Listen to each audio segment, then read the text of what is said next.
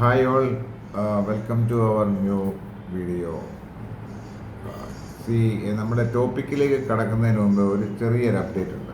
അതായത് ഈ ചാനലിൽ, അതായത് ദ ന്യൂസ് മാണ്ടർ ചാനലിൽ കുറച്ച് കുക്കിംഗ് റിലേറ്റഡ് ആയിട്ടുള്ള റെസിപ്പി വീഡിയോസൊക്കെ നമ്മൾ ഇടുന്നുണ്ടായിരുന്നു. അപ്പോൾ ഇപ്പം ഞങ്ങൾ ഒരു പുതിയ ചാനൽ അങ്ങ് സ്റ്റാർട്ട് ചെയ്യും, എക്സ്ക്ലൂസീവ്ലി കുക്കിങ്ങിന് വേണ്ടി. അതായത് ദ ഫ്ലേവേഴ്സ് ബൈ ആനി എന്നാണ് പുതിയ ചാനലിൻ്റെ പേര്. അപ്പോൾ അതിൻ്റെ ലിങ്ക് ഇതിൻ്റെ ഡിസ്ക്രിപ്ഷനിലെല്ലാം ഉണ്ട്. ന്യൂസ് മെൻറ്ററിൻ്റെ ട്യൂഷനിൽ അതിലൊരു പോസ്റ്റ് കൊടുത്തിട്ടുണ്ട്. അപ്പോൾ അവിടെ പോയി ഇത് ചെയ്യണം, അത് സബ്സ്ക്രൈബ് ചെയ്യണം, അത് താല്പര്യമുള്ളവരത് വാച്ച് ചെയ്യണം, ലൈക്ക് ചെയ്യണം, കമൻറ്റ് ചെയ്യണം. പക്ഷേ അതുകൊണ്ട് ഈ ചാനലിൽ അൺസബ്സ്ക്രൈബ് ചെയ്യരുത് കേട്ടോ. മറ്റേ ചാനൽ ആ ചാനൽ സബ്സ്ക്രൈബ് ചെയ്യണം കേട്ടോ. അപ്പൊ ഈ ചാനൽ എന്ന് പറഞ്ഞാൽ നമ്മൾ ആദ്യം ഒറിജിനലി എന്തിനു വേണ്ടി ഉദ്ദേശിച്ചാണോ അത് തന്നെ മുന്നോട്ട് പോകും. അപ്പം മറ്റേത് എക്സ്ക്ലൂസീവായിട്ട് പാചക പരീക്ഷണങ്ങളെ, പുതിയ പാചകങ്ങളെ, ട്രഡീഷണൽ അല്ലാത്ത കോണ്ടിനെന്റൽ, അങ്ങനെ പല വീഡിയോസും വരുന്നതായിട്ട്. ഓക്കെ, അപ്പം നമുക്ക് നമ്മുടെ ടോപ്പിക്കിലേക്ക് കടക്കാം. അതായത് ഇന്നത്തെ വീഡിയോയിൽ ഈ സ്കൈപ്പ് മൈക്രോസോഫ്റ്റ് നിർത്താൻ പോകുന്ന ഒരു വാർത്ത നമ്മൾ കേട്ടല്ലോ. അപ്പോൾ ഈ സ്കൈപ്പ് എന്നാൽ എന്താണ്, സ്കൈപ്പ് എന്താണ്, ഇത് നിർത്തുന്നത് കൊണ്ട് നമുക്ക് വല്ല ബുദ്ധിമുട്ടുകളുണ്ടോ? സ്കൈപ്പ് എന്ന് പറഞ്ഞാൽ ഈ 2000s, early 2000s, അതായത് ഈ അന്ന് സ്കൈപ്പ് എന്ന് പറയുന്നത് ഒരു ഭയങ്കര ടെക്നോളജി, ഒരു ഇന്നോവേറ്റീവ് പ്രൊഡക്റ്റ് ആയിരുന്നു. അപ്പോൾ ഞങ്ങളൊക്കെ അന്ന് ഉപയോഗിക്കുന്ന സമയത്ത് സ്കൈപ്പ് ഉപയോഗിക്കുക എന്ന് പറയുന്നത് ഒരു ഭയങ്കര ഒരു ഭയങ്കര ഇതായിരുന്നു. അപ്പോൾ അങ്ങനെ എല്ലാവർക്കും ഒന്നും ഉപയോഗിക്കാൻ പറ്റാത്തൊരു സാധനം, ഒരു പുതിയ ടെക്നോളജി, അന്ന് വരെ നിലനിൽക്കാത്തൊരു ടെക്നോളജി. അപ്പോൾ അത് ബിസിനസ്സിനും പേഴ്സണലായിട്ടും ഒക്കെ ഉപയോഗിക്കാം. ബിസിനസ്സിലൊക്കെ ഉപയോഗിക്കാനായിട്ട് തുടങ്ങിയപ്പോഴത്തേക്ക് അതൊരു ഭയങ്കര നമ്മൾ അത് സ്കൈപ്പ് അഡ്രസ്സ് നമ്മൾ കൊടുക്കുമായിരുന്നു നമ്മുടെ സിഗ്നേച്ചറിൻ്റെ കൂടെ, അതായത് ഇമെയിലിൻ്റെ ഒക്കെ സിഗ്നേച്ചറിൽ കൂടെ കൊടുക്കുമായിരുന്നു. അപ്പോൾ നമ്മൾ ഇമെയിൽ അഡ്രസ്സൊക്കെ കൊടുക്കുന്നത് പോലെ അതായിരുന്നു. അപ്പം ഈ സ്കൈപ്പ് എന്ന് പറഞ്ഞാൽ 2003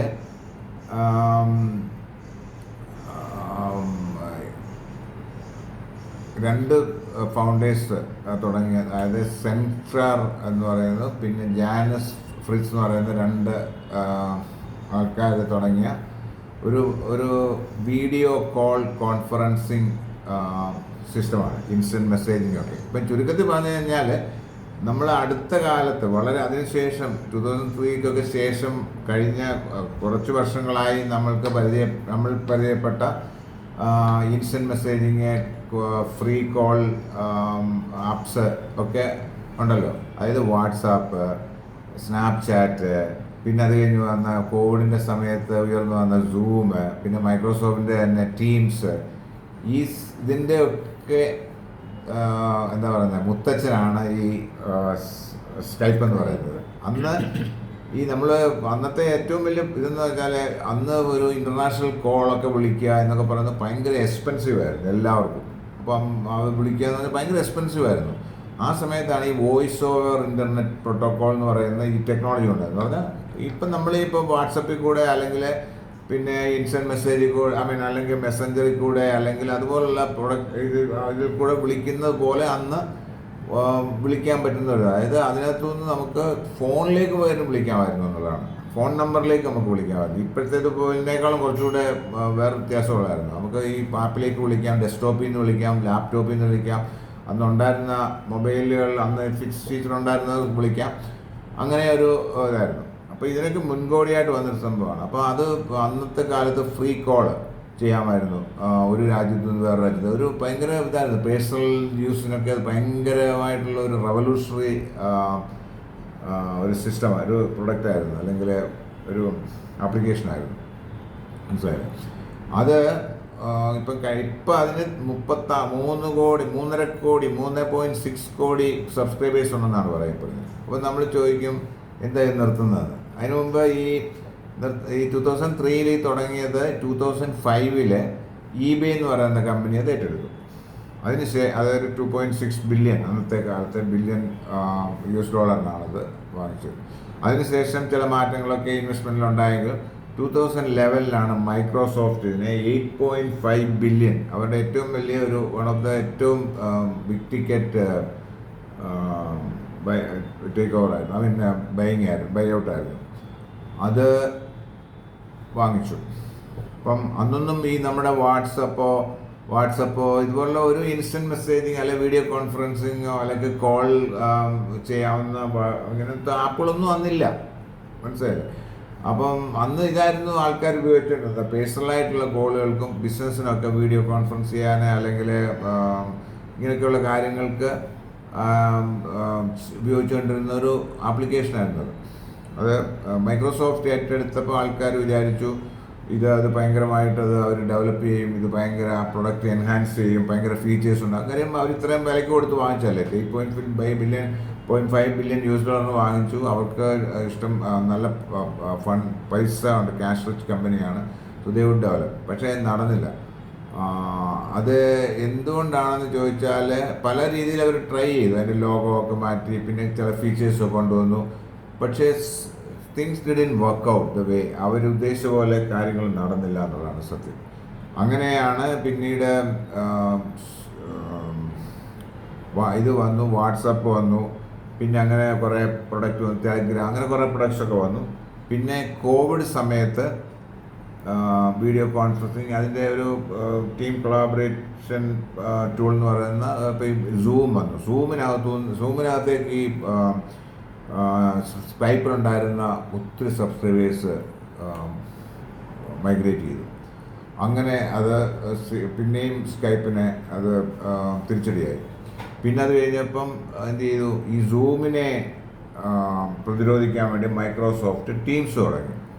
ടീംസ് വിജയമായിരുന്നു. ടീംസ് കൂടുതലും ഇപ്പം സൂമിനെ അപേക്ഷിച്ച് സൂം കൂടുതൽ പേഴ്സണൽ അല്ലെങ്കിൽ ഒരു പ്രൈവറ്റ് ആയിട്ടുള്ള പല കാര്യങ്ങൾക്ക് വേണ്ടി ഉപയോഗിച്ചുകൊണ്ടിരിക്കുന്നത്, പ്രൈവറ്റ്. അതേസമയം ഈ മൈക്രോസോഫ്റ്റിൻ്റെ ടീംസ് ഓർഗനൈസേഷൻസ്, കമ്പനികൾ ഉപയോഗിക്കുന്നത്. അതിൻ്റെ കാരണം എന്താണെന്ന് വെച്ചാൽ മൈക്രോസോഫ്റ്റിൻ്റെ എല്ലാ പ്രൊഡക്ട്സുമായിട്ട്, അതിൻ്റെ ഇമെയിൽ അല്ലെങ്കിൽ അവരുടെ ഔട്ട്ലുക്കുമായിട്ട്, അവരുടെ മറ്റുള്ള ഓഫീസ് പ്രൊഡക്ട്സ്, ഇപ്പം ഓഫീസല്ല മൈക്രോസോഫ്റ്റ് 365 പ്രൊഡക്ട്സുമായിട്ടൊക്കെ അത് ഇൻ്റഗ്രേറ്റഡ് ആയതുകൊണ്ട് കമ്പനികൾക്ക് അത് ഉപയോഗിക്കാൻ വളരെയധികം യൂസ്ഫുൾ ആയിരുന്നു. അപ്പോൾ അങ്ങനെ ടീംസ് അങ്ങനെ പറ്റില്ല. അങ്ങനെ ടീംസ് വന്നപ്പം പിന്നെയും സ്കൈപ്പ് അവർ ഒരു രീതിയിൽ അവഗണിച്ചു എന്ന് തന്നെ പറയാം, മനസ്സിലായില്ലേ?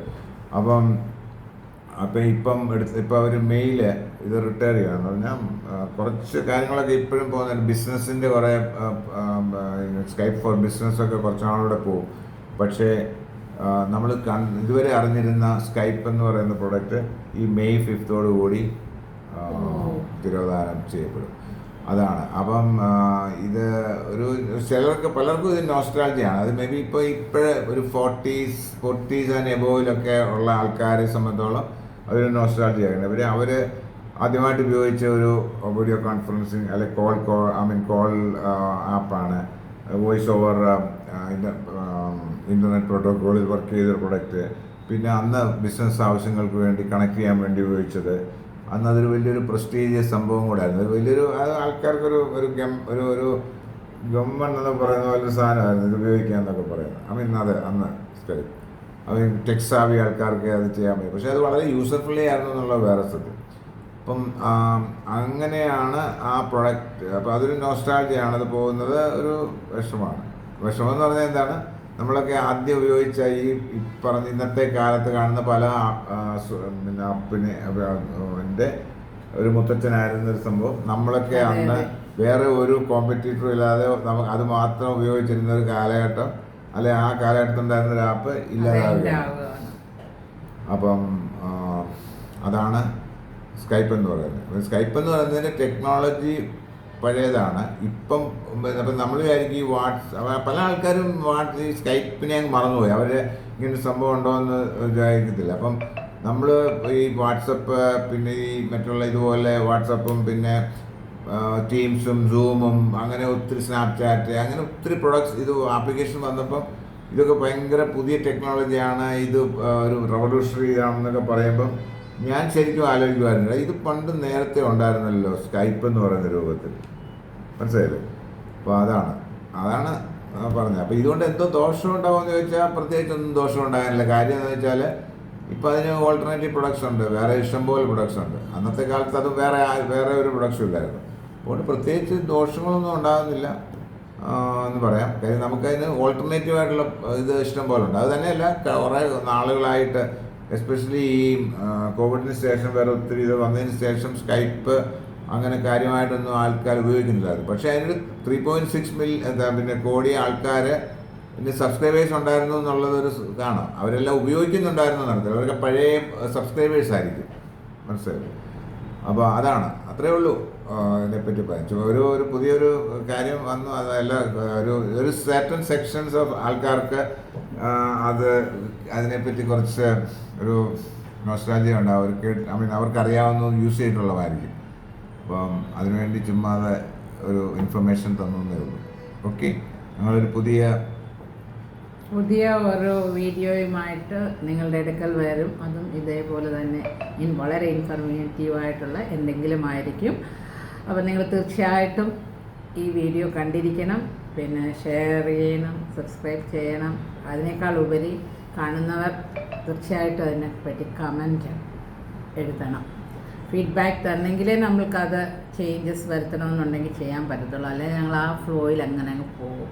ഓക്കെ, അപ്പോൾ thank you so much for watching this video. We will come soon. Thank you. Thank you.